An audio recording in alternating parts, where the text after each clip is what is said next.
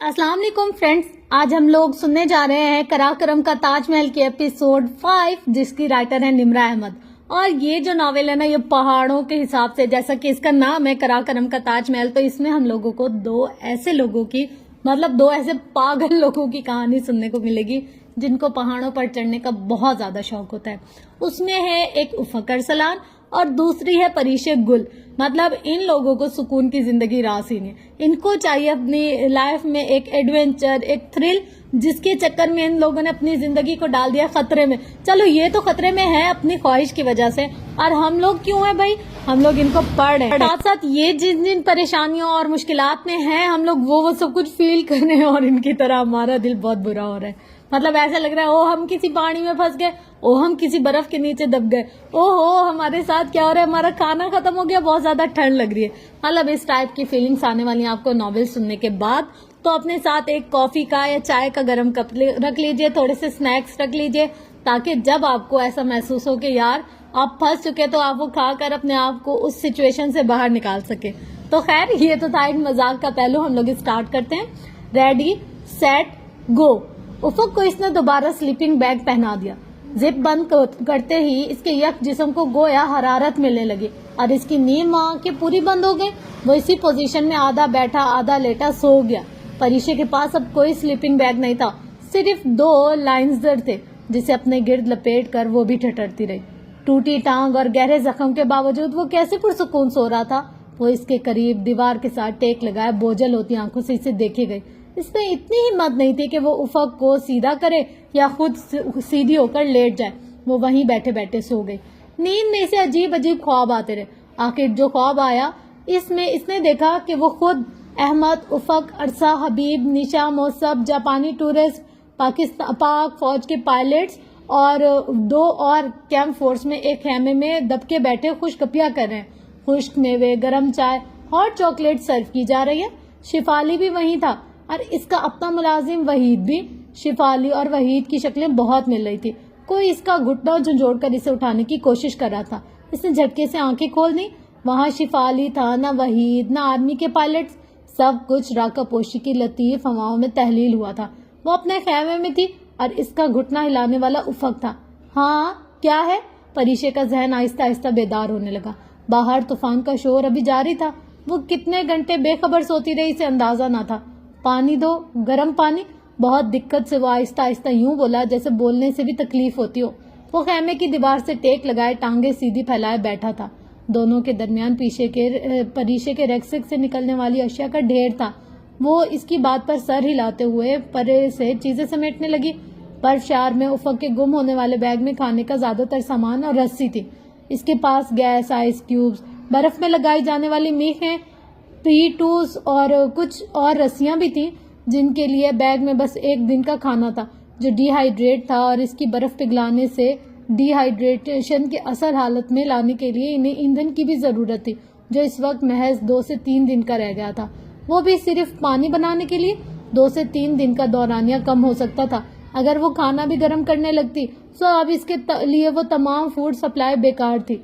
वो गैस जाया करना अफोर्ड नहीं कर सकती थी, क्योंकि इस बुलंदी पर इंसान बगैर कुछ खाए भी हफ्ता जिंदा रह सकता है।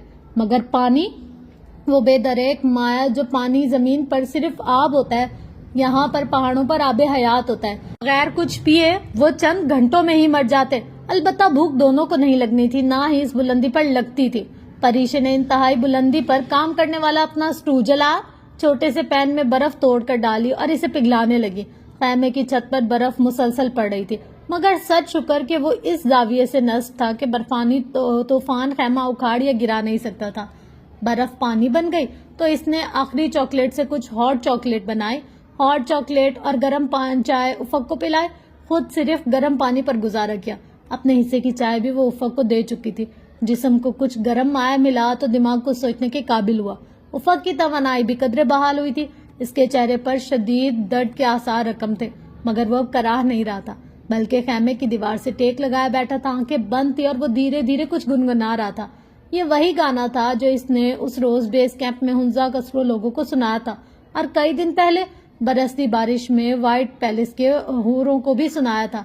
इसकी आवाज बेहद धीमी थी, मगर इसने सुन ली थी। वो जानती थी कि वो तकलीफ और दुख में हमेशा गुनगुनाया करता था। یہ لیلا کی تو سمجھ میں آتی ہے، مگر میکم کون ہے افق؟ افق نے آنکھیں کھولی جو بے حد سرخ ہو رہی تھی۔ مجنو، ایک لفظ کہہ کر اس نے دوبارہ سے آنکھیں موند لی۔ ارے، اسے حیرت ہوئی، یہ لیلا مجنو ترکی میں بھی ہوتے ہیں؟ ہاں، مجنو ترک بھی ہو سکتا ہے۔ وہ دھیرے سے مسکرایا اور پھر بند آنکھوں سے گنگنانے لگا، وی لیلا وی آر مجنو۔ یہ وہ پہلی نارمل بات تھی جو دونوں نے طوفان میں پھنس جانے کے بعد کی تھی۔ یہ گرم پانی کا اثر تھا، آب حیات کا اثر۔ افق کچھ دیر گنگناتا رہا، پھر خاموش ہو گیا۔ اب اس پر نقاہت طاری ہو رہی تھی، پر پریشے اپنے ذہن کو مجتمع کر کے اس صورتحال کو سمجھنے کی کوشش کرنے لگی جس سے اس کا زندگی میں پہلی بار پالا پڑا تھا، اور جب حالات سمجھ میں آنے لگے تو اس کا دل ڈوبنے لگا۔ اس کا میٹر اسے بتا رہا تھا کہ وہ 7435 میٹر کی بلندی پر سخت برفانی طوفان کے درمیان ایک بہت ہی عجیب سی جگہ میں پھنسی بیٹھی ہے۔ اس کے ساتھ ایک ایسا زخمی کو پیما ہے جس کا زخم نہ صرف اسے چند قدموں چلنے سے معذور کر چکا ہے بلکہ زخم کے باعث اس کی ٹانگیں کم وقت میں فروسٹ بائٹ کا شکار ہو سکتی ہیں، ہمیشہ کے لیے ختم ہو سکتی ہیں۔ اس کے ایک پاؤں کی انگلیاں پہلے بھی فروسٹ بائٹ کا شکار ہو چکی تھی۔ پرانے زخم تو ویسے بھی فروسٹ بائٹ کے عمل کے دوران تیز ترین، عام یا عمل انگیز بن جایا کرتے ہیں۔ فروسٹ بائٹ کو صرف ایک عنصر روک سکتا ہے، اور وہ تھا پانی۔ جسم میں پانی کی کمی کا مطلب تھا فروسٹ بائٹ، اور جسم میں پانی کی کمی سطح سمندر سے انتہائی بلندی کا مطلب سیریل برل ایڈیما یا پلمبری ایڈیما۔ اس وقت حالت یہ تھی کہ اسے جلد از جلد افق کو وہاں سے نکالنا تھا۔ اس کے پاس 80 میٹر رسی تھی اور اسے کئی ہزار میٹر نیچے اترنا تھا۔ بیس کیمپ 3400 میٹر پر تھا۔ اگر وہ جلدی وہاں سے نہیں نکلتی تو وہ مر بھی سکتا تھا۔ اسے جلدی کچھ سوچنا تھا، کچھ کرنا تھا۔ اوپر جانے اور چوٹی سر کرنے کا تو اب سوال ہی پیدا نہیں ہوتا تھا۔ افق کے مخصوص کو پیما والی ضد کے باعث وہ ٹرن اراؤنڈ ٹائم کا انتخاب کھو چکے تھے۔ کوہ پیما میں ایک ٹرن اراؤنڈ ٹائم ہوتا ہے، پیچھے مڑنے کا وقت۔ پہاڑوں پر موسم پل پل بدلتا ہے۔ کوہ پیما تعین کرتا ہے کہ اگر آج اتنے بجے تک ہم نے چوٹی سر کر لی تو ٹھیک، ورنہ اتنے بجے تک ہم جہاں بھی ہوئے واپس مڑ جائیں گے۔ کوہ پیما عموماً نہ پلٹنے کی غلطی کرتے ہیں۔ غلطی افق ارسلان نے بھی کی تھی کہ وہ بہرحال کوئی افسانوی کردار نہیں، ایک جیتا جاگتا انسان تھا۔ اب انہیں راکا پوشی کے ناقابل تذکیر ریچھ کو ناقابل تذکیر ہی چھوڑ کر واپس جانا تھا، اور واپس جانے کے لیے طوفان کا رکنا ضروری تھا جو تھمنے کا نام ہی نہیں لے رہا تھا۔ وہ اوپر جا سکتے تھے اور نہ ہی بیٹھے رہ سکتے تھے۔ خدایا وہ کیا کرے۔ بہت دیر بعد کہیں جا کر وہ ایک نتیجے پر پہنچی۔ اس نے ٹرانسیور نکال کر احمد سے رابطہ کیا اور کسی تمہید کے بغیر کہنے لگی، احمد افق زخمی ہے، ہم کیمپ 4 اور کیمپ 3 کے درمیان میں پھنسے ہوئے ہیں، باہر سخت طوفان ہے، ہمیں ہر حال میں نیچے اترنا ہے، بتاؤ میں کیا کروں؟ افق زخمی ہے، اسے کیا ہوا؟ حسب توقع وہ پریشان ہو گیا تھا۔ صبح برف شار آیا تھا، افق کی رسی ٹوٹ گئی اور وہ 40 میٹر نیچے گرا۔ ٹانگ کی ہڈی فریکچر ہو گئی اور چوٹیں بھی شدید ہیں۔ سخت سردی کے باعث اس کے بچتے دانت اسے بولنے نہیں دے رہے تھے۔ او تم یوں کرو اس کے فریکچر کو، فار گاڈ سیک احمد، میں ڈاکٹر ہوں، مجھے پتا ہے مجھے اس کے فریکچر کے ساتھ کیا کرنا ہے، تم اپنے مشورے اپنے پاس رکھو، مجھے ان کی ضرورت نہیں ہے۔ اس نے ایک دم غصے سے بات کاٹی۔ پل بھر کو احمد خاموش سا رہ گیا۔ اسے اپنی غلطی کا احساس ہوا۔ آئی ایم سوری احمد، میں بہت پریشان ہوں، پلیز ناراض مت ہونا۔ وہ روحان سی ہو گئی۔ ریلیکس پریشے، جب طوفان رکے تو تم نیچے اتر آنا، اس طرح پریشان ہونے سے تمہارے اعصاب پر برا اثر پڑے گا، خود کو پرسکون رکھو۔ میں خود کو پرسکون نہیں رکھ سکتی احمد، ہماری پوزیشن بہت خراب ہے، افق شدید زخمی ہے، وہ ڈریس نہیں کر سکتا، اسے شدید درد ہو رہا ہے۔ احمد سے بات کرتے ہوئے اس نے اب فکرمند نگاہ افق پر ڈالی جو آنکھیں موندے شدت ضبط سے لب سختی سے ایک دوسرے میں پیوست کیے بیٹھا تھا۔ تم اس کو پین کلر دو، مگر اس کی ٹانگ نہیں کام کر رہی، وہ چل نہیں سکتا، تو میری بات کیوں نہیں سمجھ سکتے؟ وہ ڈپریشن پھر سے غصے سے ڈھلنے لگا۔ دفعتاً افق نے آنکھیں کھولی اور آہستہ سے ہاتھ بڑھا کر اس کا گھٹنا ہلایا۔ پریشے نے بولتے بولتے رک کر اسے دیکھا۔ انکرا کال کرو جینک کو، اس سے ویدر کنڈیشن پوچھو۔ وہ نقاہت بھرے لہجے میں آہستہ آہستہ رک رک کر بول رہا تھا۔ پریشے نے سمجھ کر سر ہلایا اور ریڈیو میں بولی، احمد انکرا کال کرو جینک کو اور اس سے ویدر کنڈیشن کے بارے میں۔ افق نے جھنجھلا کر نفی میں سر ہلایا۔ احمد نہیں، تم پوچھو پری۔ میں کیسے پوچھوں؟ سیٹلائٹ فون تھا تمہارے پاس؟ وہ ہاں احمد، میں تم سے پھر بات کرتی ہوں، آؤٹ۔ اس نے ٹرانسیور بند کر دیا۔ جٹ بیگ سے سیٹلائٹ فون نکال کر اسے تھمایا۔ وہ خود ہی کتنی دیر کسی سے بات کرتا رہا۔ تھکا تھکا لہجہ، نقاہت اور پس مردگی سے آنکھیں موندے وہ یقیناً شدت کرب کے عالم میں تھا۔ ویدر کلیئرنس کا امکان اگلے 48 گھنٹے تک کوئی نہیں ہے. خدایا. فون بند کر کے اس نے پریشے کو تھمایا. وہ 2 دن اس سردی اور موسم میں گزار لیتی، مگر افق. اس نے پھر سے احمد سے ایک اور بات کی اور حالات سمجھائے. اب کی کچھ کرو احمد، ہمیں جلد از جلد یہاں سے نکلنا ہے. میں کچھ کرتا ہوں، تم فکر نہ کرو. کیسے فکر نہ کروں؟ وہ مر جائے گا احمد. خدا کے لیے کچھ کرو، وہ مر جائے گا. شدید بے بسی سے اسے رونا ہے. میں کیا کروں؟ اس کے رونے پر وہ بوکھلا سا گیا. یہاں بیس کیمپ میں میرے علاوہ اور کوئی نہیں ہے. بتاؤ میں کیا کروں؟ کسی بھی اتھارٹی سے بات کرو، وہ ہمیں یہاں سے ریسکیو کرے. الپائن کلب پاکستان سے کہو، نذیر صاحب سے کہو، منسٹر آف ٹورزم سے کہو، کسی سے بھی کہو، خدا کے لیے. میں کچھ کرتا ہوں، تو میری کال کا انتظار کرو، احمد نے کہا اور سلسلہ منقطع ہو گیا. پریشا کچھ دیر سوچتی رہی، پھر اس نے دوبارہ احمد کو کال کی. احمد سنو، تم پاکستان آرمی سے بات کرو، ان سے کہو کہ کلائمبر کو ایویکیٹ کرنے کے لیے ہیلی کاپٹر بھیجیں. دوسری جانب تھوڑی دیر کے لیے خاموشی چھا گئی. ڈاکٹر پریشے، کیا سطح سمندر سے انتہائی بلندی پر انسان کا دماغ بھی خراب ہو جاتا ہے؟ کیوں؟ کیا غلط کہا میں نے؟ میری بات غور سے سنو. اس وقت پوری دنیا میں کوئی ایسا پائلٹ پیدا نہیں ہوا جو تمہیں 7,500 میٹر بلندی سے ریسکیو کرے. اس سے پہلے کہ تمہاری انرجی اور ہمت جواب دے، تم نیچے اترنے کی کوشش کرو. یہی تمہارے مسئلے کا واحد حل ہے. میری استاد مت بنو اور پاکستان آرمی سے بات کرو. اس نے ریڈیو رکھ دیا اور افق کو دیکھا، جو سر جھکائے یوں شکست خوردہ سا بیٹھا تھا جیسے سارا قصور اس کا ہو اور وہ ہمت ہار چکا تھا. افق. پریشے نے دھیرے سے اس کے کندھے پر ہاتھ رکھا. اس نے گردن اٹھائی. کیا درد ہو رہا ہے؟ اس نے آہستہ سے گردن کو نفی میں جنبش دی. نہیں، درد تو نہیں ہو رہا. اسے جتنا درد ہو رہا تھا یہ اس کی شہد رنگ آنکھوں میں تحریر تھا. کیا تم نیچے اتر سکتے ہو؟ کم از کم کیمپ 3 تک. بغیر اس کے چہرے اور آنکھوں میں دیکھتے ہوئے اس نے یوں نرمی سے پوچھا جیسے کوئی ڈاکٹر سامنے بیٹھے چھوٹے سے بچے سے اس کی طبیعت پوچھا ہو. اس نے خاموشی سے گردن کو نفی میں جنبش دی. چند میٹر بھی نہیں؟ اس طوفان میں اس ٹانگ کے ساتھ؟ نو نیور. اس نے سر نفی میں ہلا دیا. وہ پورے طرح بول بھی نہیں پا رہا تھا، مگر وہ بہرحال مطلب سمجھ سکتی تھی. اچھا دیکھو، اس ٹینٹ میں جتنا ہو سکتا ہے اپنی ٹانگ بازو ہلاتے رہو، گرم رکھو اور فریسٹ بائٹ سے بچ جاؤ. اور وہ خود بھی یہی کر رہی تھی، مگر افق ویسے ہی خاموشی سے بیٹھا خیمے کے سامنے والی دیوار پر نگاہیں جمائے جیسے کچھ سوچتا رہا. پھر کتنی ہی دیر گزر گئی اور احمد نے کوئی رابطہ نہ کیا. طوفان ابھی تک اسی طرح راکا پوشی لپیٹے ہوئے تھا. باہر مسلسل اولے پڑنے کا شور سنائی دے رہا تھا. پریشے نے خیمے کی کھڑکی سے جھانکا. باہر مکمل وائٹ آؤٹ تھا. حد بصارت تخصص 1 میٹر رہ گئی تھی. رات کٹ کے نہیں دے رہی تھی. ایک ایک لمحہ صدیوں سے بھاری تھا. وہ دونوں اسی پل بغیر کوئی بات کیے خیمے میں بیٹھے تھے. پریشے کو احمد کی کال کا انتظار تھا. وہ یقیناً اتھارٹیز سے رابطہ کر رہا ہوگا جس کے باعث اسے دیر ہو رہی ہوگی. وہ خود کو تسلی دینے کے ساتھ ساتھ تمام زبانی یاد صورتیں اور آیت الکرسی وغیرہ پڑھ رہی تھی. طوفان نہ تھما. وہ شہر میں آنے والا طوفان نہیں تھا.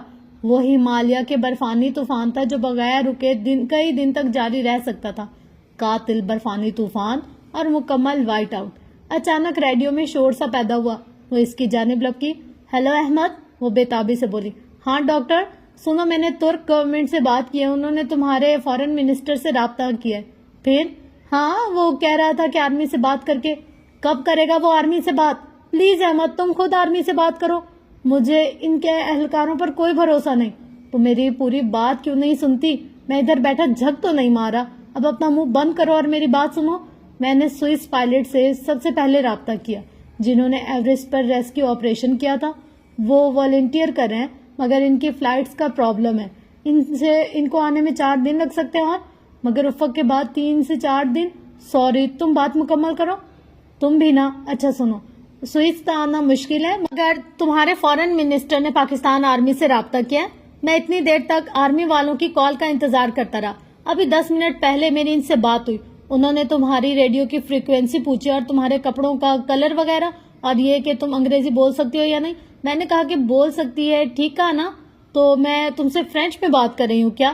نہیں، میرا مطلب ہے وہ تمہاری آرمی ہے، تم ان سے اپنی زبان میں بھی بات کر سکتی ہو. اچھا، وہ کب آئیں گے؟ اس نے بے قراری سے پوچھا. آئیں گے کیا مطلب؟ وہ بھی تم سے رابطہ کریں گے. ہر کام آرام سے ہوتا ہے ڈاکٹر. وقت صرف تمہاری طرف سستی سے گزر رہا ہے. زمین پر تو ہمیشہ کی طرح بھاگ رہا ہوگا. پھر چند مزید باتیں کر کے اس نے ریڈیو رکھ دیا اور گہرے گہرے سانس لیتے ہوئے تھکاوٹ سے افق کو دیکھا. وہ مسکرا دیا. اس کی مسکراہٹ بہت اداس تھی. وہ ابھی آ جائیں گے، تمہیں بس چند قدم چل کر ہیلی کاپٹر میں جانا ہوگا. چل لو گے نا؟ اس نے ہولے سے افق کا ہاتھ تھپتھپایا. چل لوں گا اگر وہ آئے تو. کیا مطلب اگر وہ آئے تو؟ وہ ضرور آئیں گی، تم مایوس مت ہو. وہ اس سے زیادہ خود کو تسلی دے رہی تھی. اس نے ہولے سے سر جھٹک کر پھر سے آنکھیں موند لی.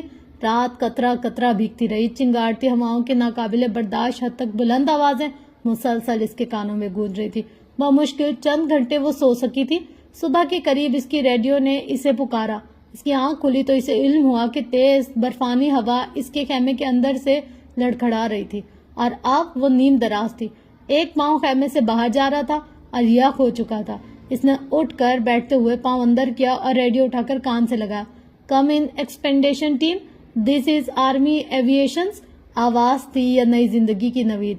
اس کی جیسے دھڑکن تیز ہو گئی تھی. آئی ایم ہیئر سر. اس نے ریڈیو کو مضبوطی سے پکڑ رکھا تھا. ڈاکٹر پریشے جہاں زیب اور افق ارسلان؟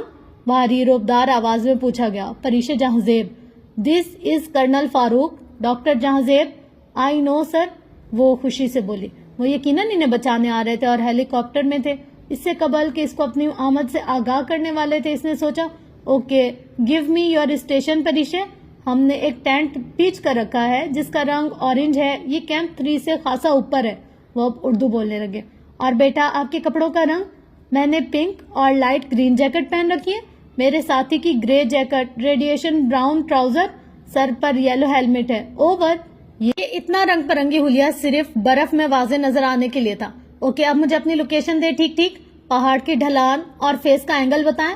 وہ بتانے لگی. پھر وہ بولے اوکے اب آپ میری بات غور سے سنیں. ہم جلد ہی آپ کے پاس آ جائیں گے. اسے لگا اس نے غلط سنا ہے. آ جائیں گے؟ آپ کا مطلب ہے آپ آ نہیں رہے؟ طوفان بہت شدید ہے ڈاکٹر پریشے. ویزیبلٹی نہیں ہے. تو جب طوفان رکے گا تب تو آپ آ جائیں گے نا؟ وہ کسی امید کا سہارا لینے کی کوشش کر رہی تھی. جی بالکل. اب آپ بتائیں کہ تقریباً کیا بلندی ہوگی آپ کی؟ اس نے فوراً میٹر دیکھا. 7335 میٹر. دوسری جانب چند لمحوں کی خاموشی چھا گئی. پھر ریڈیو سے آواز ابری.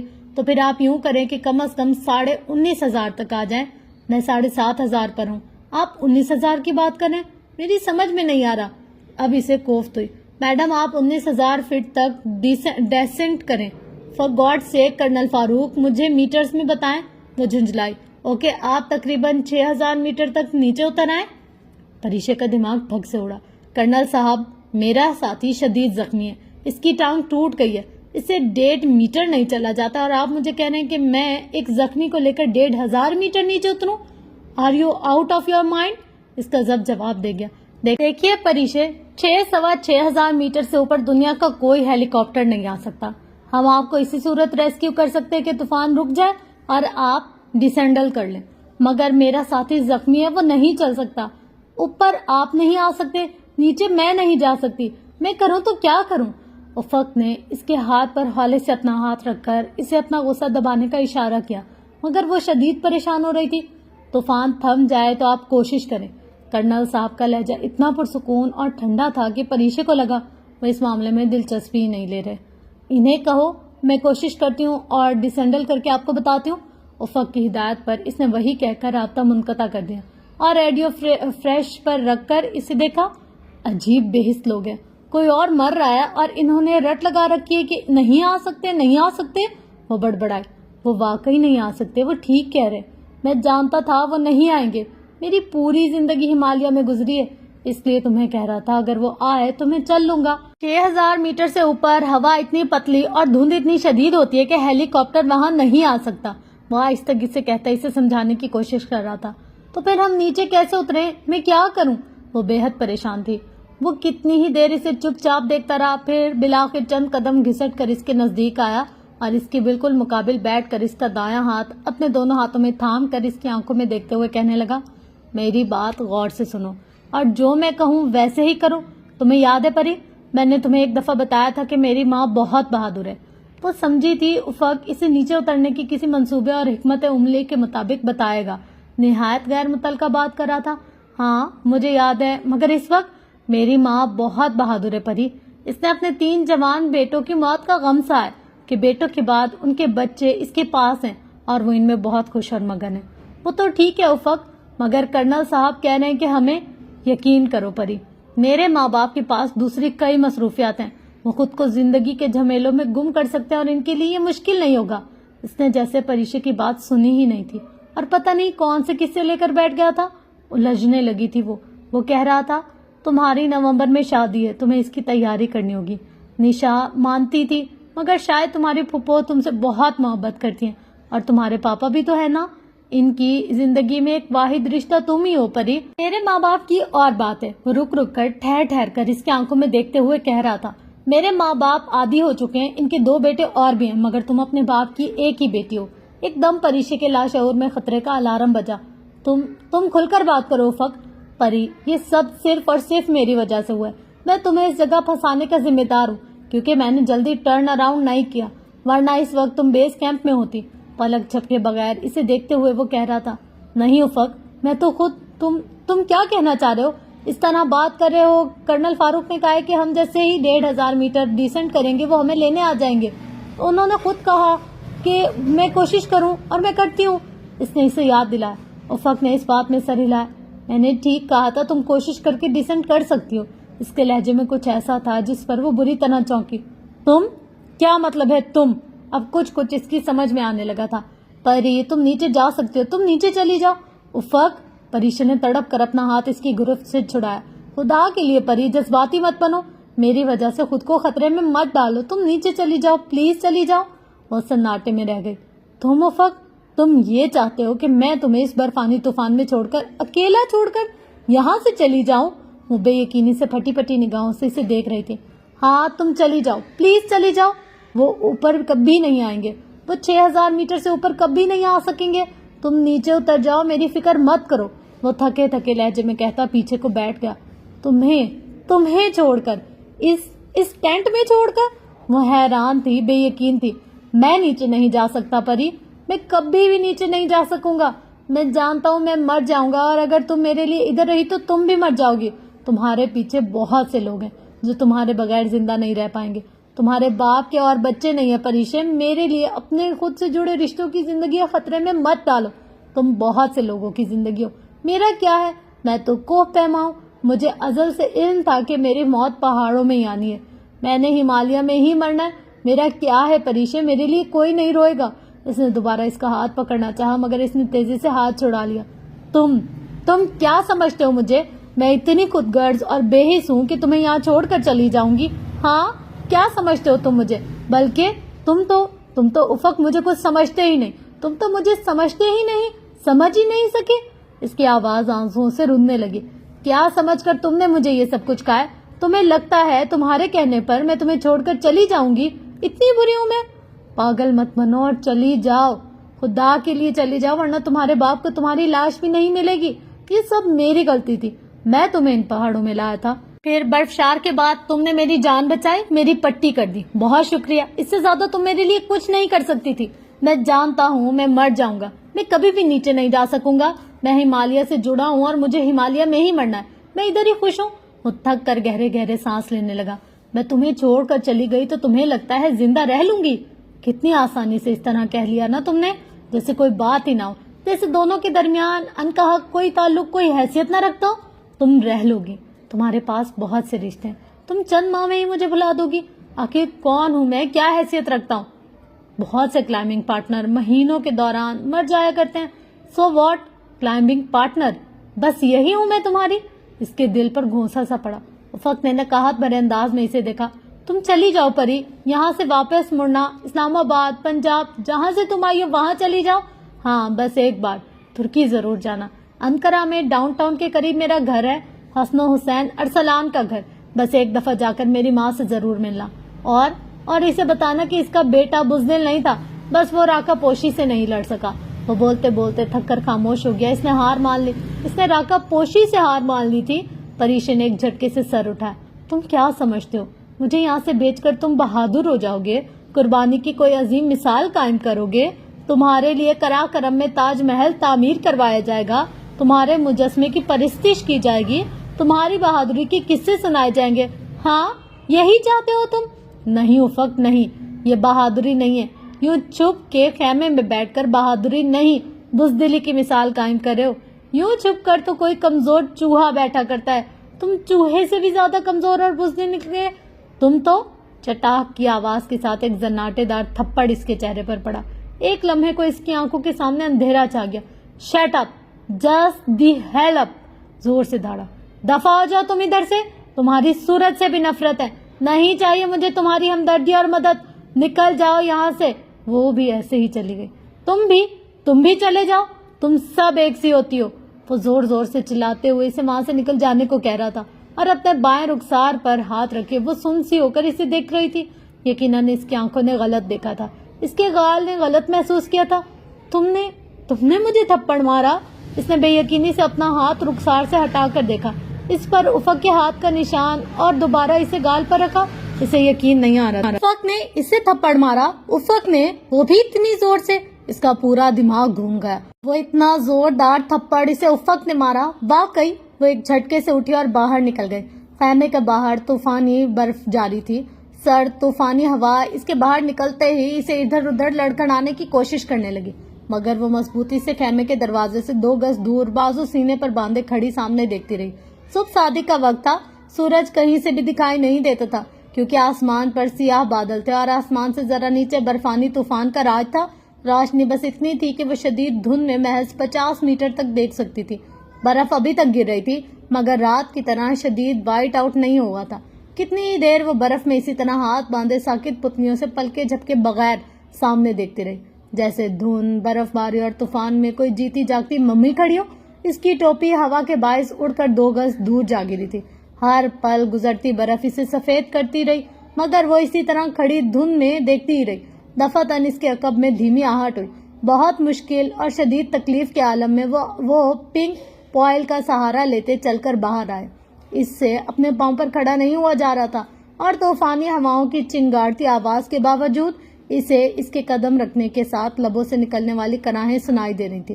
وہ بامشکل چلتا لنگڑاتا اس کے قریب آیا مگر پریشے گردن کو جنبش دیے بغیر سامنے دیکھتی رہی.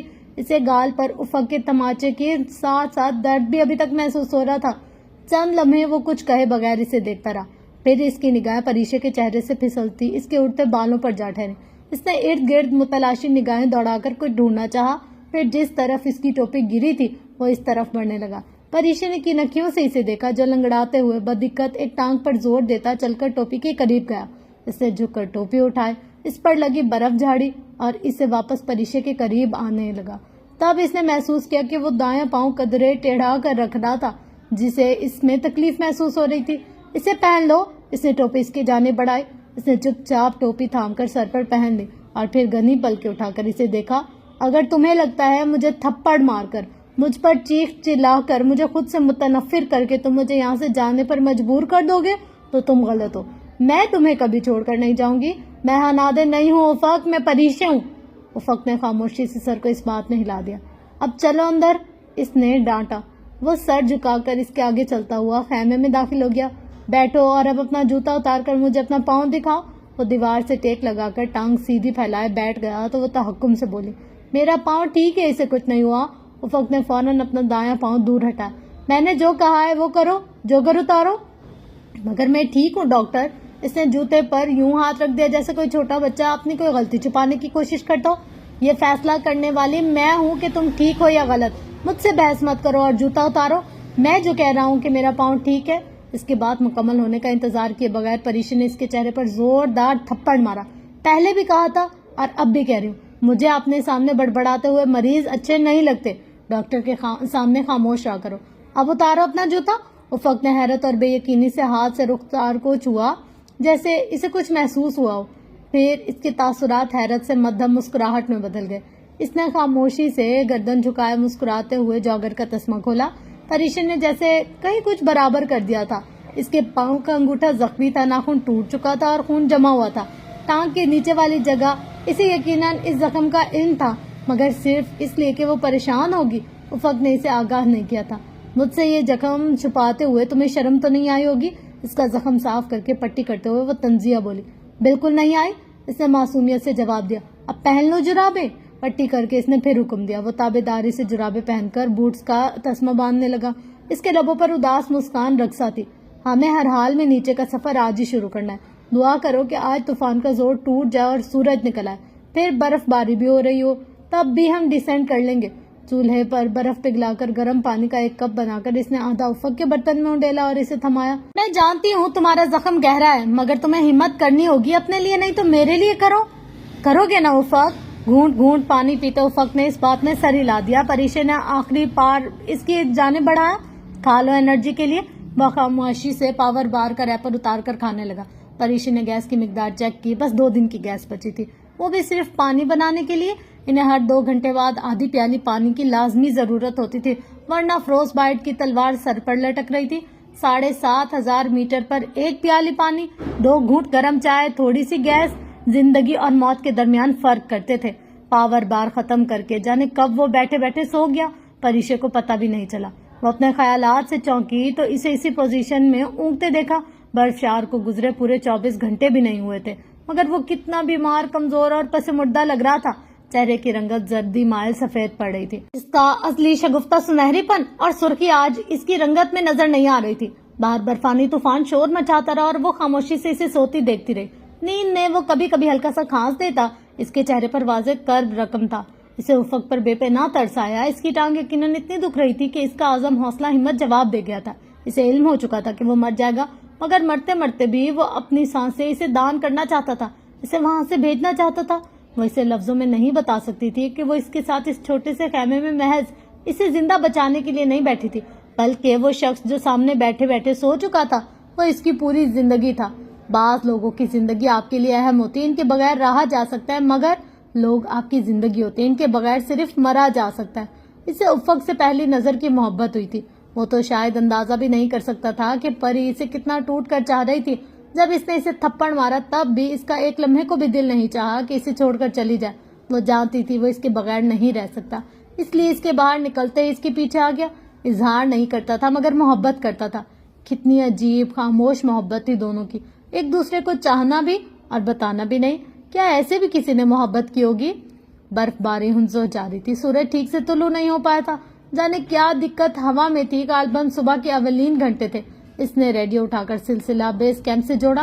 अहमद, हमें आज रात तक हर हाल में 1,500 मीटर डिसेंट करना है, मगर मेरे पास सिर्फ 80 मीटर लंबी रस्सी है, बाकी 1420 मीटर मैं किस तरह डिसेंट करूंगी, कुछ बताओ।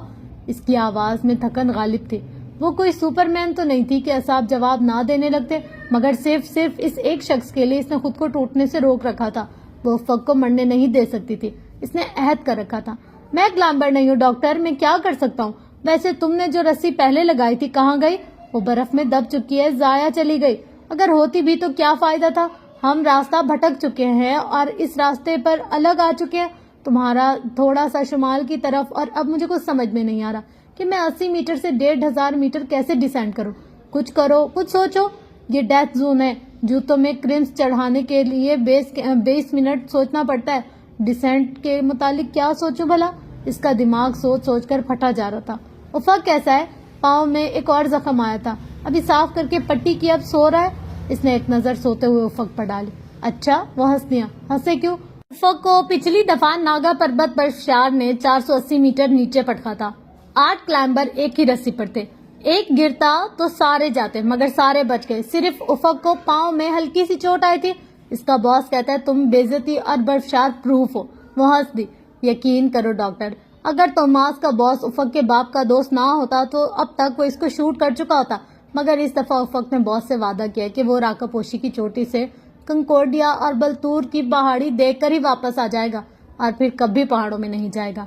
मैंने राकापोशी के देव से तुम्हारी चोटियां देख ली हैं। यकीन करो, मुझे इनको देखने की कोई खुशी नहीं है।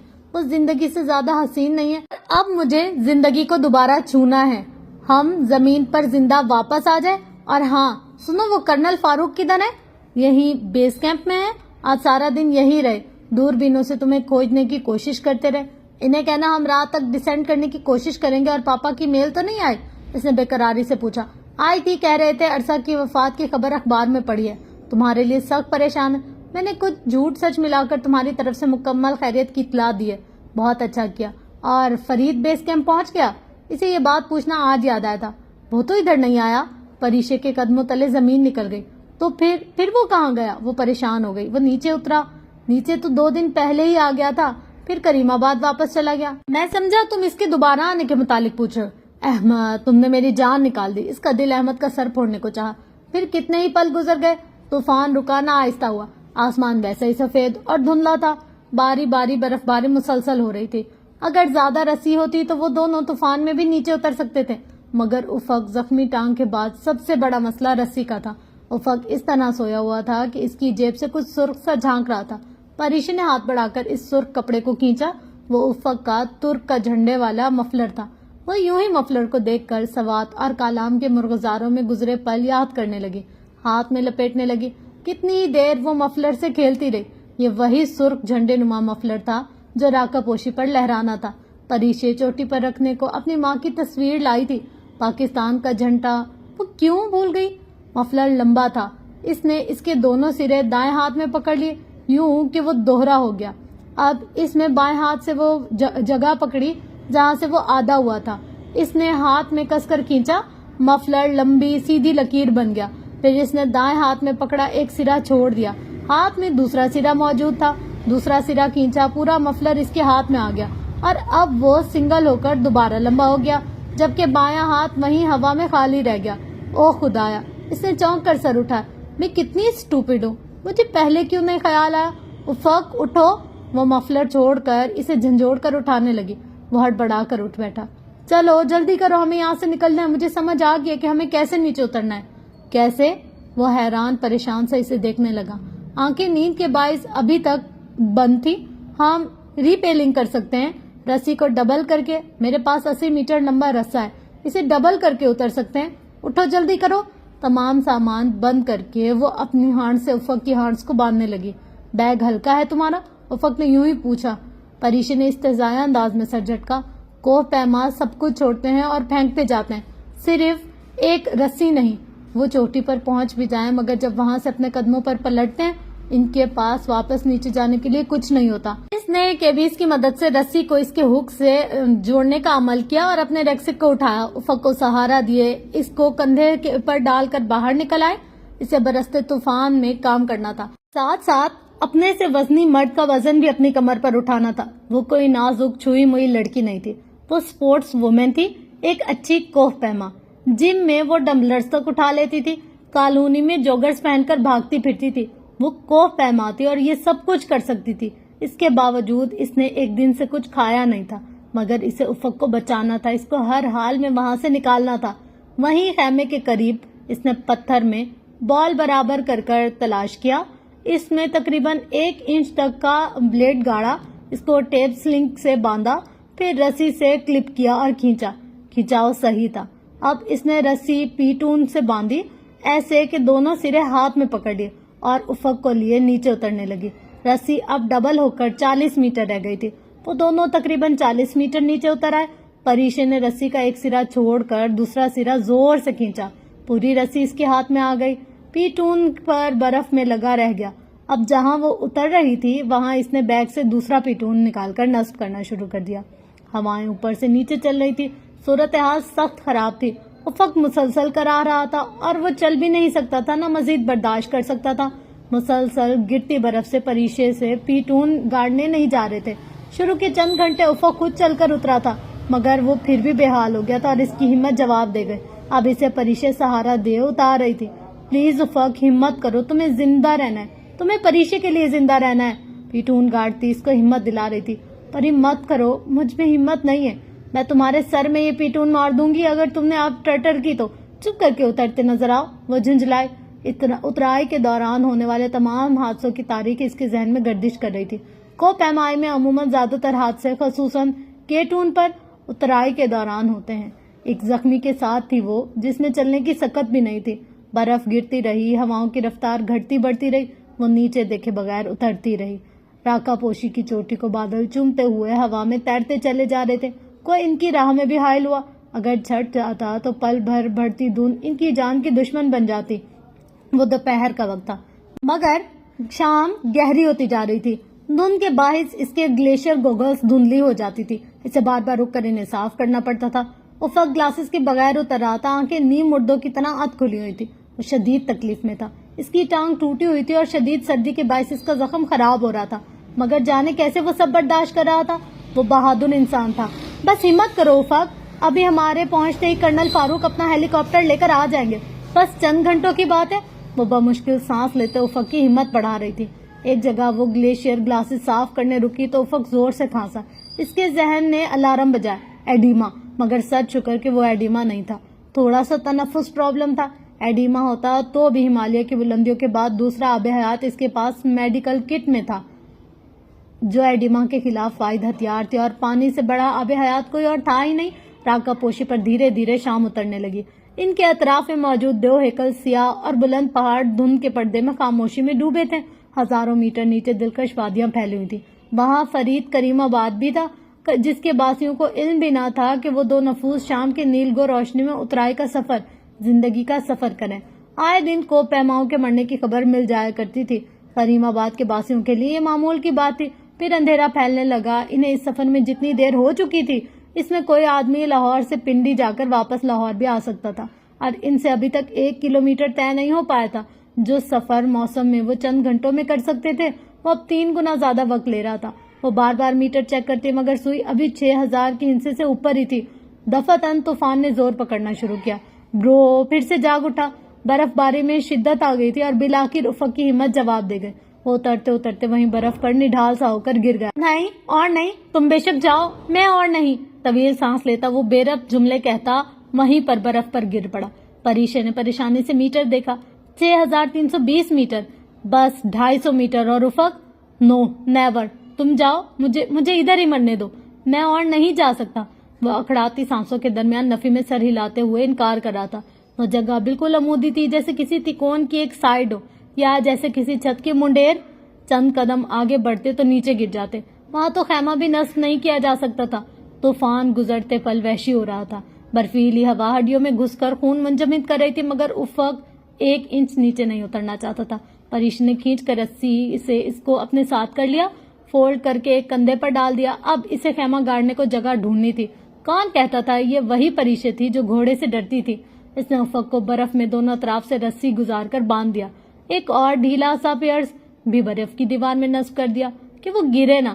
اس کی سیفٹی روپ کا کھینچاؤ چیک کر کے وہ خیمے کی جگہ ڈھونڈنے کی خاطر تاریکی اور طوفان میں گھٹنوں کے بل برف پر رینگتی گئی۔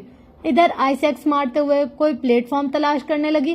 کم بصارت، گہری سفید تاریکی اور ہڈیوں کو کھاتی سردی اس کو چند منٹ بعد واپسی کے پاس لے آئی، اور وہ اس خطرناک سلوپ پر زیادہ دور نہیں جا سکتی تھی۔ اگر اسکاٹ فشر نے کہا تھا ہمالیہ میں اندھیرا آپ کا دوست نہیں ہوتا، تو بالکل درست کہا تھا۔ وہ ویسے ہی دیوار کے ساتھ بندھا بیٹھا تھا جیسے وہ چھوڑ کر گئی تھی۔ آنکھیں بند تھی اور کندھے پر گردن ڈھلکی ہوئی تھی۔ چہرے پر بڑی شیو میں بڑے بڑے برف کے ذرات پھنسے ہوئے تھے۔ وہ تھک کر اس کے بالکل ساتھ گھٹنوں کے بل دوزانوں بیٹھ گئی۔ طوفان کا ناقابل برداشت شور اس کے کانوں کے پردے پھاڑ رہا تھا۔ یہ 6500 میٹر ہے، آئی تھنک ہیلی کاپٹر ادھر آ سکتا ہے۔ رک رک کر ہانپتے ہوئے بولی۔ افق نے جواب میں کچھ نہ کہا۔ افق، اس نے ڈرتے ڈرتے اس کا کندھا ہلایا، مگر اس کے وجود میں جنبش بھی نہ ہوئی۔ افق، اس نے پھر پکارا۔ وہ پست آواز میں اس کا جواب کا ہنکارا بھر رہا تھا۔ پریشے کو سکون ہوا۔ درد ہو رہا ہے؟ نہیں، اس کی آواز سے ہی درد پنہا تھا۔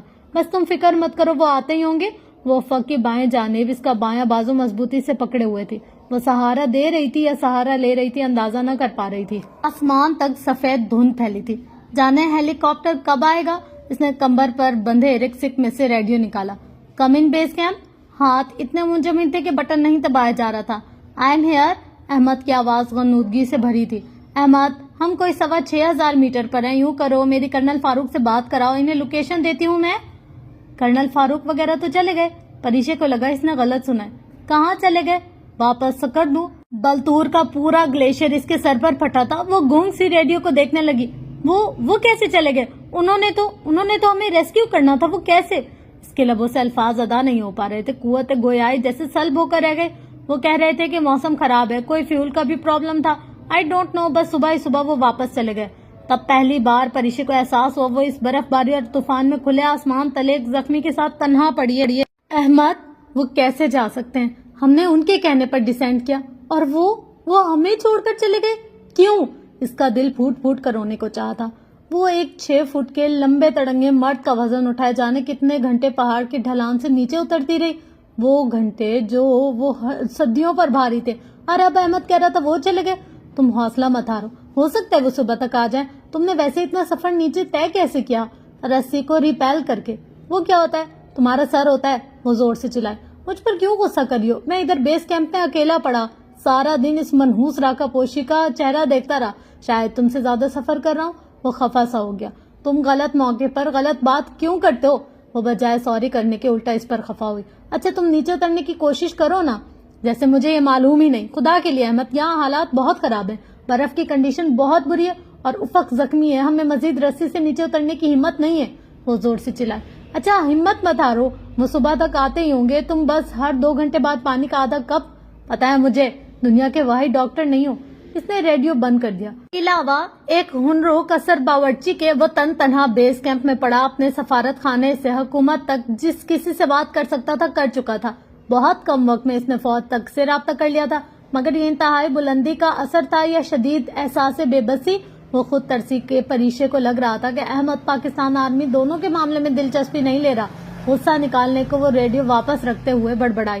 پاکستان آرمی سے اتنا نہیں ہوتا کہ پاکستان آرمی نے ہماری منت نہیں کی تھی کہ خدا کے لیے اگست میں راکا پوشی کلائم کرو، ہماری غلطی تھی، ہم خود ادھر آئے تھے، وہ ہمارے لیے جتنا کر سکتے تھے کر چکے، اس سے زیادہ وہ تیز تیز بولتے ہوئے وہ کھانسنے لگا۔ کھانسی رکی تو اس نے دوبارہ برف سے کمر ٹکا کر آنکھیں موند لی۔ وہ شرمندہ سی ہو گئی، شاید وہ خالص پاکستانی تھی، تبھی بہت جلد شدید بدگمان ہو جاتی تھی۔ وہ دونوں ابھی تک کھلے آسمان تلے برف کی دیواروں سے ٹیک لگائے بیٹھے تھے۔ ہر بار پل پل گزرتا حرارت کی کمی، مسلسل جاری طوفان اور برف باری سے بچاؤ کے لیے انہیں پناہ گاہ چاہیے تھی۔ وہ پتہ نہیں کہاں سے حاصل کرے، یہ سوچتے ہوئے اس نے پیچھے برف کی دیوار سے کمر ٹکائی۔ اس بلندی پر سوچنا انتہائی کٹھن کام تھا، مگر جیسے اس کی کمر پیچھے برف سے مس ہوئی، اس نے بے اختیار پیچھے گردن گھما کر دیوار پر جمی برف کو دیکھا۔ یہ تازہ پڑی برف تھی، مگر اس کے پیچھے بھی یقیناً ڈھیروں برف تھی۔ اس وقت اسے آسمان سے گرتی برف سے پناہ لینی تھی، اور یہ پناہ اسے صرف ایک چیز دے سکتی تھی، اور وہ تھی دیوار پر جمی برف۔ سارے دن کی تھکاوٹ کے باوجود وہ نئے سرے سے رخ دیوار کی طرف پھیر کر آئس ایکس زور زور سے برف میں مارتی ہوئی اسے کھودنے کی کوشش کرنے لگی۔ کچھ برف ٹوٹی، کچھ رکسک ذرات اڑ کر اس کے چہرے اور بالوں میں آ پھنسے۔ وہ پوری قوت صرف کرتے ہوئے دیوار میں ایکس مارنے لگی۔ پورا دن افق کو سہارا دینے کی مشقت کے باعث اس کی کمر شدید درد کر رہی تھی۔ وہ اسی طرح دیوار سے بندہ آنکھیں بند کیے بیٹھا تھا اور بیٹھے بیٹھے سو بھی گیا تھا۔ یہ شاید کچی نیند میں تھا جب پریشی نے اسے جگایا۔ اٹھ جاؤ، میں نے ہم دونوں کے لیے ایک زبردست اپارٹمنٹ تیار کیے جس کا ویو بے حد خوبصورت ہے، ذرا موسم ٹھیک ہو تو اس سے پورا کراکرم نظر آتا ہے۔ اب ہمیں اس میں شفٹ ہو جانا چاہیے، دیکھو اور داد دو کہ میں کتنی اچھی آرکیٹیکٹ ہوں۔ یہ وہ پہلی خوشگوار بات تھی جو اس نے انتہائی ناخوشگوار ماحول میں کہی تھی۔ افق کی رسیاں لٹکنے لگی، یوں لگتا تھا جیسے میں نے تمہیں اغوا کر کے باندھ رکھا ہو۔ وہ اپنی بات پر خود ہی شرمندہ ہو گئے۔ وہ نیم غنودگی کے عالم میں حیرت سے اسے دیکھنے لگا۔ شاید اسے لگا تھا کہ پریشے کا دماغ چل گیا، کہاں وہ اتنی پریشان ہو رہی تھی اور کہاں اس کی حصے مزہ ایک دم جاگ اٹھی۔ وہ افق کو یہ نہیں بتا سکتی تھی کہ اسے کسی نہ کسی طرح خود کو اور اسے ظالم پہاڑ کے اوپر چڑھتے جانے والی برف کی چادر کو خود پر اڑنے سے روکنا تھا، چھوٹے سے سوراخ میں زندہ رکھنا تھا۔ ہنس کر نہیں تو رو کر نہیں، رو کر نہیں تو ہنس کر۔ برف کی عمودی دیوار میں اس نے سرنگ بنائے، ویسے جیسے سی ٹی اسکین کے لیے مریض کو اس میں لٹا کر گزارا جاتا ہے۔ وہ اتنی ہی تھی کہ 2 آدمی اس میں کمر ٹکا کر ٹانگیں سامنے پھیلا کر بیٹھ سکتے تھے۔ برف سے انسان کو صرف برف بجاتی ہے، جیسے ہیرا ہیرے کو کاٹتا ہے۔ چونکہ برف کی تاثیر گرم ہوتی ہے، اس لیے برفانی غار کسی بھی کوٹیکس کے خیمے سے زیادہ گرمائش فراہم کرتی ہے۔ ان کے پاس 2 سلیپنگ بیگز تو تھے، اسے غار کھودنے کی ضرورت نہ رہتی۔ وہ دونوں کھلے آسمان تلے طوفان کے باوجود صرف سلیپنگ بیگ میں بھی گزارا کر سکتے تھے۔ چونکہ سلیپنگ بیگ برفشار ان سے چھین چکا تھا، سو وہ کافی دیر کی محنت سے تیار کیے غار سے اسے کھینچ لائے، خود 2 زانوں ہو کر بیٹھ گئے اور اسے لٹا دیا۔ افق کے جوگر غار کے دہانے پر کافی دور اتر گئے تھے، یوں لگتا تھا جیسے وہ کسی اونچے ریفریجریٹر کے اوپر بنے ڈیپ فریزر میں رکھے ہوں، ڈھکن سامنے سے کھول دیا گیا ہو۔ وہ برفانی غار ایسا ہی تھا، اسے یوں محسوس ہو رہا تھا جیسے وہ پرانے وقتوں میں واپس چلے گئی ہو، جب انسان غاروں میں پناہ لیا کرتے تھے، جب زخمیوں کے لیے مرہم نہیں ہوا کرتے تھے، تب تہذیب کا کوئی وجود نہیں تھا۔ سوچتے سوچتے اسے جلدی نیند نے آ گھیرا۔ خواب میں اس نے خود کو قدیم زبانوں میں پایا۔ وہ ایک لکڑہارے کی بیٹی تھی، ایک زخمی سپاہی کو لیے غار میں چھپی بیٹھی تھی۔ دشمن کی فوجیں دونوں کا تعاقب کر رہی تھی، دوڑتے گھوڑوں کی ٹاپوں کی بلند آواز سماعت میں ٹکرائے ہوئے ہتھوڑے برسا رہی تھی۔ اس کی آنکھ کھل گئی، قدیم وقتوں کا سارا رومانس غائب ہو گیا۔ جیسے وہ گھوڑوں کی آواز سمجھ رہی تھی وہ طوفان کا شور تھا۔ وہ کسل مندی سے قدرے سیدھی ہوئی. برفانی غار اب رات کی تہ سے زیادہ گرم تھی. وہ بیٹھے بیٹھے ہی سو گئی تھی. افق بھی ساتھ ہی لیٹا تھا. فرق یہ تھا کہ اس نے اپنا سر چھوٹے سے بیمار بچے کی طرح پریشے کے گھٹنے پر رکھا ہوا تھا اور گہری نیند میں پرسکون سو رہا تھا. واقعی وہ معصوم سا بچہ لگ رہا تھا. باہر طوفان کے شور میں اس کے کان کسی اور آواز کو سننے کے مطمئن تھے. ہیلی کاپٹر کے پروں کی بھاری گڑگڑاہٹ، آرمی ایویشن کے سبز ہیلی کاپٹر کی ایک جھلک ہی اس کو اثر نو زندہ کرنے کے لیے کافی تھی. وہ آتے ہی ہوں گے. کھوجتی نگاہوں سے دور دور تک دھند میں دیکھتے ہوئے وہ خود کو تسلی دے رہی تھی. مگر زمین سے انہیں بچانے کوئی نہیں آیا. دونوں جانے کتنے گھنٹے اس برفانی غار میں پڑے سردی سے ٹھٹھرتے رہے. وہ غار جائے پناہ کم اور برفانی تابوت زیادہ لگ رہا تھا. افق اٹھ گیا تو اس نے چائے بنا کر خود بھی پی اور اسے بھی تھی. چائے کیا تھی؟ بغیر شکر اور دودھ کے قہوہ سا تھا. افق نے کپ پکڑ کر کوہنیوں کے بل قدرے بیٹھ کر چائے کے تلخ گھونٹ اپنے اندر اتارے اور پھر کپ خالی کر کے سائڈ ٹیبل پر ڈال دیا اور دوبارہ پریشے کے گھٹنوں پر سر رکھ کر لیٹ گیا. پتہ نہیں کیا وقت تھا، کیا تاریخ تھی، کون سا مہینہ تھا اور کون سی صدی. وقت کا حساب بھی اب بھولتا جا رہا تھا. پری، افق نے اسے پکارا. وہ نیم آنکھوں سے برفانی غار کی چند انچ اونچی دور سفید تک چھت کو تک رہی تھی. سو رہی ہو؟ نہیں، سو نہیں رہی، یوں ہی تھک گئی ہوں. وہ پیچھے کمر ٹکائے آنکھیں موندے بیٹھی تھی. میری جان بچانے کا شکریہ. تم نہ ہوتی تو میں مر جاتا اور تم نہ ہوتے تو شاید میں بھی مر جاتی. وہ کرب سے مسکرائی. پھر کتنے ہی پل خاموشی کی نظر ہو گئے. پری، سو گئی کیا؟ اس نے پھر پوچھا. نہیں. آواز بے حد ہلکی تھی. پھر بولتی کیوں نہیں؟ مجھ سے باتیں کرو تاکہ مجھے لگے کہ میں اس برفانی تابوت میں اکیلا نہیں ہوں. وہ یوں کہتا اس وقت کوئی ڈرا ہوا بچہ لگ رہا تھا. اس حاضر جواب اور شوق افق سے بالکل مختلف، جس سے وہ یوں ایک شام مارگلا کی پہاڑی پر ٹکرا گئی تھی. اسے اس پر بیک وقت پیار بھی آیا تھا اور رونا بھی. کیا بولوں تمہیں؟ درد ہو رہا ہے؟ ہر وقت یہی کیوں پوچھتی ہو اور کچھ سوچتا ہی نہیں؟ غار میں ایک بار پھر خاموشیاں راج کرنے لگی. وہ کافی دیر کچھ نہ بولا تو پریشے نے آنکھیں کھول دیں. وہ اسی طرح لیٹے ہوئے دونوں کو ایک چھوٹی سی تصویر پکڑے بغور دیکھ رہا تھا. حنادے مر چکی تھی. باوجود اس کے وہ افق کے ہاتھ میں دیکھ کر اسے کہیں بہت اندر درد کی ٹیس اٹھی تھی. پری، اس کی آواز بے حد دھیمی تھی. تم نے کل یہ کیوں کہا کہ میں نے تمہیں حنادے سمجھا ہے؟ تمہیں میں نے کبھی حنادے نہیں سمجھا. تم پریشے ہو، تم حنادے ہو ہی نہیں سکتی. وہ بے ربط فکرے نہیں بول رہا تھا. یہ گرم چائے کی بخشش توانائی کا اثر تھا. وہ جواباً خاموش ہے. اسے کچھ بھی سمجھ میں نہیں آ رہا تھا کہ کیا پوچھنا چاہیے تھا. اب افق کو ہی سب کچھ بتانا تھا. جانتی ہو، لوگ کیٹو صفاق پہاڑ کہتے ہیں. بالکل ٹھیک کہتے ہیں. وہ ایسا ہی ہے، وحشی اور ظالم. میں ایوریسٹ نہیں، راکا پوشی نہیں، کیٹو کا عاشق تھا. کیٹو کرا کرم میں بسنے والے شاہ گور بولتے ہیں اور اب میرے لیے اس کا نام بولنا بھی تکلیف دہ ہے. وہ کہتے کہتے کھانسنے لگا. کھانسی رکی تو پھر سے کہنے لگا. حنادے میرے چچا کی بیٹی تھی. بہت خوبصورت، بہت مکمل اور آرٹیفیشل. اس کی پرفیکشن کے متعلق تو تم تصور بھی نہیں کر سکتی. ہمیشہ ٹپ ٹاپ رہتی، بنی سوری، فل میک اپ میں، اور بہت سیکولر اور آزاد خیال تھی. ہمارے درمیان پہلا فرق تھا کیونکہ میں آزاد خیال نہیں تھا، روشن خیال ہوں. اور بھی کئی فرق تھے. وہ جیسے ذہن پر زور دے کر یاد کر کے بتا رہا تھا. ہمارے خیالات کبھی نہیں ملے. وہ مجھ سے بہت اختلافات کرتی تھی. غالباً افق سے لڑتی تھی، کہنے سے اعتراض برت رہا تھا. وہ ہوتے ہیں نا کچھ لوگ جنہیں بات نہیں سے شروع کرنے کی عادت ہوتی ہے. وہ ویسی ہی تھی. ہماری شادی 4 سال پہلے ہوئی تھی. وہ امریکہ سے آئی تھی اور واپس وہیں جانا چاہتی تھی، مگر میں ترکی اور اپنے پیرنٹس کو چھوڑ کر نہیں جانا چاہتا تھا. شادی کے وہ 2 سال میری زندگی کے بدترین سال تھے. اس میں ایک اہم کردار احمد دوران کا بھی تھا. احمد کو بچپن سے بھانڈا پھوڑنے کی عادت ہے. ہو سکتا ہے تمہارا خیال ہو کہ وہ بہت معصوم ہے، بے وقوف اور سیدھا ہے. حالانکہ میں اسے پچھلے 28 سال سے جانتا ہوں. وہ میرا ہمسایہ ہے اور بہترین دوست بھی. احمد حقیقت میں انتہائی تیز اور عقل مند ہے. وہ جان بوجھ کر بھانڈا پھوڑتا ہے. میری اور جینگ کی اس سے لڑائی ہو گئی تو اس نے جھٹ سے ڈاکٹرز کو پیٹر آنسر کے متعلق بتا دیا. اس دن دیکھا نہیں تھا تم نے کہ میں نے ذرا سا اکتا کر بات کی اور میرے جانے کے بعد اس نے فوراً تمہیں پیٹر کی اصلیت بتا دی. یہ اس کی پرانی عادت ہے. شکل پر بھول پن ہونے کے باوجود اس پر کوئی شک نہیں کر سکتا. ہاں، زندگی میں صرف ایک دفعہ نادے کے سامنے احمد کے منہ سے غیر ارادی طور پر ایک بات پھسل گئی تھی. کرا کرم اور ہمالیہ کی پریوں کی بات. اس نے بعد میں ہاتھ جوڑ کر مجھ سے معافی مانگی مگر نقصان ہو چکا تھا. حنادے نے پریوں کی جستجو کے متعلق جاننے کے بعد کبھی مجھ پر اعتبار نہیں کیا. وہ اٹھتے بیٹھتے مجھے تانے دیتی تھی. طوفان کا خوفناک شور ہنزو جاری تھا. اس کی آواز اس شور کے باعث دھیمی لگتی تھی. پھر شادی کیوں کی تھی اس نے؟ میری ماں کی خواہش تھی. اس کا خیال تھا کہ میں ایک کلائمبر ہوں تو صرف ایک کلائمبر کے ساتھ ہی خوش رہ سکوں گا.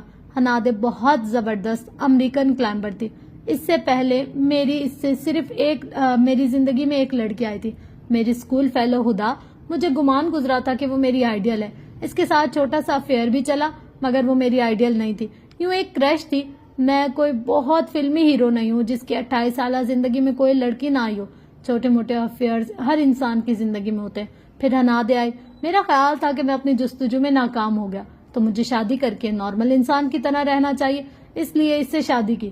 ورنہ تو شاید اب تک ہماری علیحدگی ہو چکی ہوتی اور میں اس کے لیے حساس نہیں ہوں. بس اس کا ذکر اچھا یا برا کرنا یا سننا پسند نہیں. برفانی غار میں ایک دفعہ پھر خاموشی چھا گئی. افق. کچھ دیر بعد وہ بولی, کیٹو پر کیا ہوا تھا؟ تم 2 سال پہلے ادھر ہنادے کے ساتھ کیٹو سر کرنے آئے تھے نا؟ کتنی ہی دیر وہ خاموش رہا. اس کی آنکھوں میں عجیب سا خوف اور کرب در آیا. برفانی طوفان آیا تھا, وہ بھی ڈسینٹ کے دوران. کیٹو کا ڈسینٹ بہت مشکل ہے. جتنے لوگ کیٹو سر کرتے ہیں بہت کم لوگ واپس آتے ہیں. 1/3 واپس آتے ہیں. فتح کرنا بڑا کام نہیں ہے, اسے فتح کر کے واپس آنا بڑا کام ہے. وہ پھر کھانسنے لگا. اس کے بے ربط سانس ہو رہے تھے. کافی دیر بولنے کے باعث اس کی توانائی ختم ہوتی جا رہی تھی. وہ کیٹو کا طوفان تھا. ایوریسٹ, ناگا پربت, براڈ پیک, راکا پوشی, سب کا طوفان ایک سا ہوتا ہے مگر کیٹو کا طوفان بہت برا ہوتا ہے. میرا ٹیچر کہتا ہے کہ اگر کیٹو کے طوفان آ جائے تو سب کچھ اپنا برف میں پھینک دو اور بھاگو, اپنی زندگی کے لیے بھاگو. وہ طوفان بہت خطرناک تھا اور ڈیسینٹ کے دوران آیا تھا. میں آکسیجن کے بغیر کلائمبنگ کرتا ہوں مگر مجھے سیریل برل ایڈیما ہو گیا تھا. دماغ میں سوجن ہو گئی تھی. ایک آکسیجن کنٹینر ساتھ رکھا ہوا تھا. میں اور ہنادے ساتھ تھے. اس کی آکسیجن ختم ہو گئی. مجھے ایڈیما ہو گیا. مجھے آکسیجن کی ضرورت تھی اور میں نے ماسک چہرے پر رکھا ہوا تھا. وہ ڈیتھ زون تھا. 8300 میٹر یا 9000 سے اوپر. دن تھا یا رات مجھے یاد نہیں, بس میں ایک جگہ نڈھال ہو کر گر گیا. ہنادے کو آکسیجن نہیں چاہیے تھی. وہ بغیر آکسیجن کے بھی ڈیسینٹ کر سکتی تھی مگر اس نے پھر بھی میرا ماسک, میرے چہرے سے گلیشیئر گلاسز اتارے, سب میرے چہرے سے نوچ لیا اور نیچے چلی گئی. وہ میری ساتھی کلائمبر نہیں تھی, وہ میری بیوی تھی مگر پھر بھی اس نے ایسا کیا. میں بغیر آکسیجن کے 3 گھنٹے برف پر پڑا رہا. کیٹو کے طوفان کے دوران ہنادے نے کیمپ 4 میں جا کر میرے متعلق بتایا کہ میں لاپتہ ہو چکا ہوں. مجھے 3 گھنٹے بعد اس مقام سے ایک دوسری مہم کے گائیڈ نے اٹھایا اور نیچے لیا. گرم چائے اور ڈیکس کی انجیکشن لگایا. میرا ایڈیما بدتر ہو رہا تھا. میں نیم مردہ تھا. وہی گائیڈ مجھے اٹھا کر 6200 میٹر کے زاویے پر لے آیا جہاں میجر عاصم نے ہیلی کاپٹر کے ذریعے مجھے پک کیا اور پھر نیچے زمین پر لے آئے. میرے دونوں ہاتھ پاؤں فروسٹ بائٹ ہو چکے تھے. نقصان صرف انگلیوں کو ہوا, پاؤں بچ گیا. بہت حیرت انگیز جدوجہد کی تھی عاصم نے. دوستی کا حق ادا کیا تھا.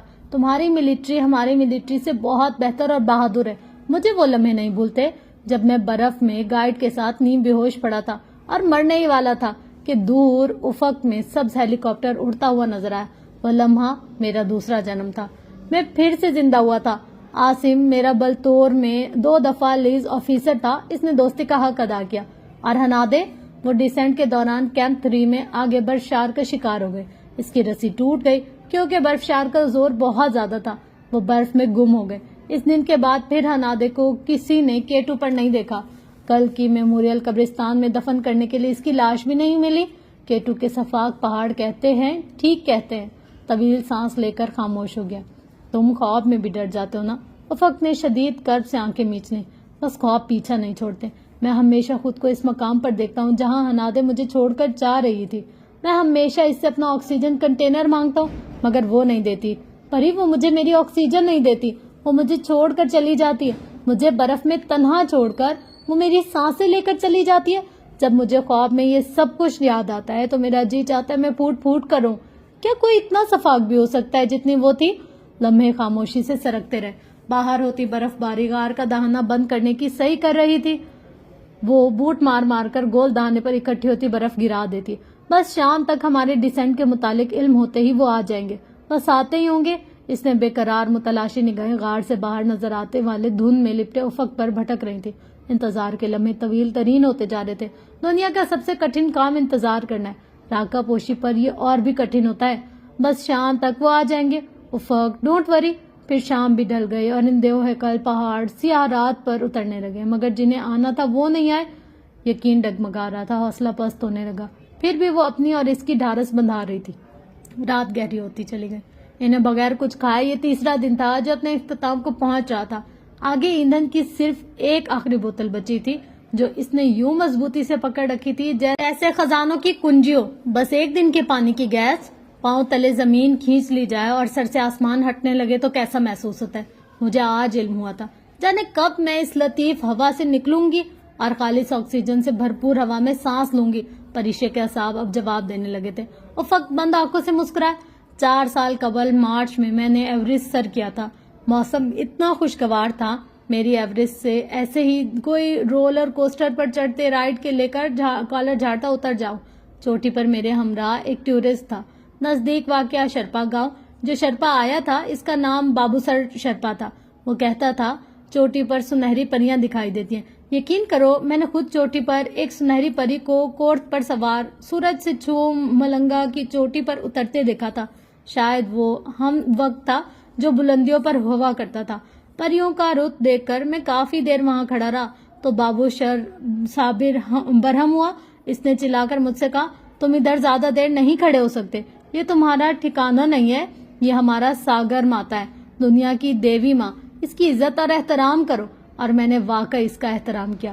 بابو نے مجھے ٹیشو پیپر کے چھوٹے چھوٹے ٹکڑے تھمائے اور میں عظمت کی دعائیں لکھی ہوئی تھی۔ وہ دعائیں بابو کو بدھ مت کے بھگویشن نے دی تھی تاکہ وہ دیوتاؤں کے اعزاز میں ساگر ماتا کی فضا میں انہیں بکھیر دے۔ اس نے مجھے وہ ٹکڑے ہوا میں اچھالنے کو کہا۔ یہ ان کے شرپا کا ہمالیہ کو شکریہ کہنے کا انداز تھا۔ میں کوئی توہم پرست آدمی نہیں ہوں، مجھے بدھ مت سے کوئی لگاؤ بھی نہیں ہے، پھر بھی وہ ہمالیہ کا کوئی پراسرار اثر تھا جس کے باعث میں نے ٹکڑے لیے اور انہیں ہوا میں اچھال دیا۔ وہ منظر بہت حسین تھا۔ ٹیشو کے چھوٹے چھوٹے ٹکڑے ہمارے سنوں سے تقریباً 5-6 میٹر اوپر تیرتے بادلوں میں ٹھہر گئے، زمین اور ہوا کے درمیان سفید بادلوں میں ساکت سے ہو گئے۔ آج مجھے اپنا آپ ٹیشو کے ان ٹکڑوں کی طرح لگ رہا ہے جسے زمین اور آسمان کے درمیان بادل کے ایک ٹکڑے نے تھام رکھا ہے اور گرنے نہ دے۔ اس کی آنکھیں بند اور لب آہستہ آہستہ حرکت کر رہے تھے۔ آواز اتنی مدھم تھی کہ وہ بدقت ہی کچھ سن سکتی تھی۔ وہ خاموش ہوا تو جیسے ساگر ماتا کا طلسم ٹوٹ کر فضا میں بکھر گیا۔ وہ ایوریسٹ سے دومانیکا غار میں آ گئے۔ سو جاؤ، صبح ہیلی کاپٹر کے آتے ہی تمہیں اٹھا دوں گی۔ افق کے لبوں پر زخمی مسکراہٹ بکھر گئی، جیسے اسے پریشے کے اتنے پر یقین ہونے پر ہنسی آ رہی ہو۔ پھر تبسم ڈھیلا ہوتا گیا، وہ نیند کی کیفیت میں ڈوبتا چلا گیا۔ اس کے سونے کے بعد اس نے ریڈیو نکال کر احمد سے رابطہ کیا۔ کیسی ہو ڈاکٹر؟ وہ غالباً اس کی کال کے انتظار میں سویا نہیں تھا۔ پتہ نہیں کیسی ہوں، میری ای میلز تو پڑھ کر سناؤ۔ اچھا سنو، وہ لیپ ٹاپ کے سامنے ہی بیٹھا تھا۔ پہلی تو میری بیوی سلمہ کی ہے۔ اچھا، پریشے جلدی سے نیچے بخیر و عافیت پہنچ جاؤ تاکہ بیس کیمپ میں موجود میرے شوہر پر نظر رکھ سکو۔ مجھے تمہارے ہنزا کے اس پار کافرستان میں بسنے والی عورتوں کے حسن کے قصے افق نے سنا رکھے ہیں کہ وہ اتنی حسین ہوتی ہے کہ تمہاری زبان میں ان کے باعث کافرانہ ادائیں، کافرانہ حسن جیسی اصطلاحات رائج ہو چکی ہیں۔ میرا شوہر اتنا معصوم اور سیدھا نہیں ہے جتنا اسے سمجھتے ہیں۔ میرا خیال ہے کہ پاک آرمی کو 6320 میٹر پر ریسکیو آپریشن کرنے سے پہلے سرچ آپریشن راکا پوشی بیس کیمپ بھی کرنا چاہیے۔ پریشے بے اختیار ہنس دی۔ چہرے کی جلد اتنی خشک ہو چکی تھی کہ ہنسنے سے کھنچ رہی تھی اور درد ہو رہا تھا۔ سلمہ کو میری طرف سے جواب دو، وہ میں پہلے ہی دے چکا ہوں۔ کیا لکھا؟ تمہاری طرف سے اپنا کریکٹر سرٹیفکیٹ دیا ہے اور کہا۔ وہ ہنسا۔ اچھا، یہ کسی سیف الملوک کی بھی ای میل آئی ہوئی ہے؟ پریشے کے لبوں پر رقصہ مسکراہٹ غائب ہوئی۔ سیف کو تو وہ ان 3 دنوں میں بھلا بیٹھی تھی۔ کیا لکھا ہے؟ میں نے اور نیدا آپا نے برائیڈل ڈریس پسند کر کے آرڈر دے دیا ہے۔ بری کی ڈھیر ساری شاپنگ بھی کر لیا۔ ویڈنگ کارڈز کے سیمپل بھی سلیکٹ کر رکھے ہیں، مگر کارڈز تو ماموں کہہ رہے تھے کہ رمضان کے بعد ہی چھپائیں گے، اور ہاں، ماموں پرسوں کے بجائے 1 ہفتے بعد واپس آئیں گے۔ اچھا پلیز اب جلدی اپنا ایڈونچر ختم کر کے واپس آؤ، یہاں کے تمہیں دیکھنے کو ترس گئی ہیں۔ تمہارا سیف۔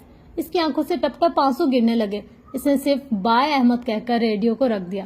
کئی دنوں بعد پہلی دفعہ اس پر یہ ادراک ہوا تھا کہ جسے وہ اتنا آسان سمجھ رہی تھی وہ ناممکن ہے۔ اگر اس کا خیال تھا کہ وہ افق کو پاپا سے ملوا دے گی اور وہ بخوشی اس کی 3 سال پرانی منگنی توڑ دیں گے تو وہ غلط تھی۔ وہ کبھی بھی ایک سیکولر ملک سے آنے والے غیر ملکی کو اپنے سگے بھانجے پر ترجیح نہیں دیں گے۔ راکا پوشی سر کرنا ایک ایڈونچر تھا جس کی اجازت دے دینا کوئی اتنی انوکھی بات نہیں تھی۔ مگر منگنی ان کی عزت، ان کی زبان کا معاملہ تھا. وہ اس معاملے میں سخت قدامت پسند تھے. وہ کبھی بھی اپنی خوشی سے یہ منگنی نہیں توڑیں گے. وہ ان کی خوشی کے خلاف جانے کا سوچ بھی نہیں سکتی تھی. وہ اپنی خواہش، اپنی محبت کے لیے اپنے باپ کو ان کے خونی رشتوں سے محروم نہیں کر سکتی تھی جو ان کی زندگی تھے. ادھر اس کی شادی کی تیاریاں عروج پر تھیں اور وہ منگنی توڑنے کے متعلق سوچ رہی تھی. وہ ایسا کبھی بھی نہیں کر سکتی تھی. وہ جانتی تھی اگر پاپا کے لیے بے دلی سے مان بھی گئے تو افق کبھی بھی ان کو نہیں چھوڑے گا. اسے اس کے ساتھ ترکی جانا پڑے گا. پیچھے پاپا اپنے ان رشتوں کے ہوتے ہوئے بھی ویسے ہی اکیلے ہو جائیں گے جیسے وہ اس وقت اس ویران پہاڑوں میں اکیلی پڑی تھی. ایک شخص اس کا باپ تھا. وہ انہیں کوئی دکھ نہیں دے سکتی تھی. وہ ابرو کے خطرناک گلیشیئر سے لڑ سکتی تھی. وہ اپنے رشتہ داروں کی منگنی توڑنے کے بعد کی ممکنہ بلیک میلنگ سے ہار گئی تھی. رات کے اس پہر اس اندھیرے برفانی غار میں بیٹھے اسے افق اور اپنے باپ میں سے کسی ایک کا انتخاب کرنا تھا. اس نے ایک نظر اپنے گھٹنے پر سر رکھے بے خبر سوتے افق کو دیکھا جو نیند میں تھوڑی تھوڑی دیر بعد کراہتا تھا. شاید اس کا زخم ناسور بنتا جا رہا تھا اور اسے قابل برداشت تکلیف ہو رہی تھی. اس نے ٹوپی پہن رکھی تھی مگر اس میں سے برے بال نکل کر ماتھے پر بکھرے تھے. باہر چاند تھا، تارے، غار میں روشنی نہ ہونے کے باعث وہ اس کا چہرہ ٹھیک سے نہیں دیکھ سکتی تھی. کچھ عشق تھا، کچھ مجبوری تھی. وہ زیر لب بڑبڑائے اور آنکھیں موند لی. اس نے اپنا انتخاب کر لیا تھا. تم مجھے بہت دیر بعد ملے افق ارسلان. کاش پہلے ملے ہوتے. آنسو اس کی پلکوں سے ٹوٹ ٹوٹ کر نیچے گرنے لگے. تو یہ تھی فرینڈز آج کی ایپیسوڈ. ہوپ سو کوشش یہ کروں گی کہ جو نیکسٹ ایپیسوڈ ہو وہ لاسٹ ہو، پر لگ رہا نہیں ہے، آسان نہیں ہے کچھ کہ نیکسٹ ایپیسوڈ لاسٹ ہو. تو سمجھو 2 ایپیسوڈ اس کی رہ گئی ہیں. 2 ایپیسوڈ کے بعد فائنلی یہ کہیں جا کر ختم ہو جائے گا. میں خود بھی یہ چاہ رہی تھی کہ یار اس کو جلدی جلدی اینڈ کروں تاکہ مطلب یہ نا ایک تھوڑا سا کیا کہہ سکتے ہیں، ایک ٹرکی سا ناول ہے. اس میں نا ہر پل ایسے نا الگ سے ورڈنگ آ رہی ہے، تھوڑا سا نا ایسے سوچ کر سمجھ کر پھر پڑھنا پڑ رہا ہے. خیر ہوپ سو کہ آپ کو اچھا لگا ہوگا. انشاءاللہ ملتے ہیں نیکسٹ ناول میں، اور اس کی تو ناول کی نیکسٹ ایپیسوڈ میں. ابھی مجھے لگتا ہے کہ اس کی 2 ایپیسوڈز باقی ہیں. تو انشاءاللہ ملتے ہیں نیکسٹ ایپیسوڈ میں. تب تک کے لیے لو یو آل. اللہ حافظ.